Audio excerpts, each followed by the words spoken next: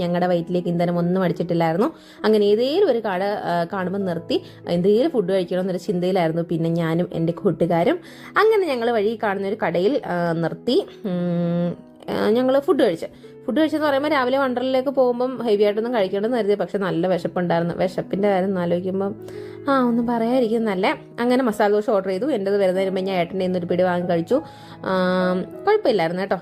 അപ്പം മറ്റേ food vloggers പറയുന്ന കണക്ക് നല്ല ക്രിസ്പി ദോശയായിരുന്നു. ചട്നിയിൽ കുറച്ച് എരിവ് കുറവുണ്ടായിരുന്നു. ഉഴുന്നുവട തണുത്തായിരുന്നു. എങ്കിലും കുഴപ്പമില്ലാതെ ഞങ്ങൾ കഴിച്ചു ഗൈസ്.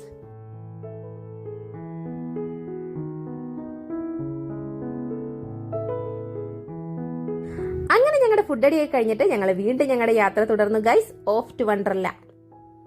സാധാരണ നേരത്തെ ലുലുവിലൊക്കെ പോയിട്ടില്ലായിരുന്നു എറണാകുളത്ത്. ഏട്ടനൊരു എക്സാം ഉണ്ടാകുന്ന ടൈമിൽ അപ്പോഴൊക്കെ കാണുന്നതാണ് ഈ പള്ളിയും അതുപോലെ തന്നെ ഈ പൈനാപ്പിൾ തോട്ടവും ഈ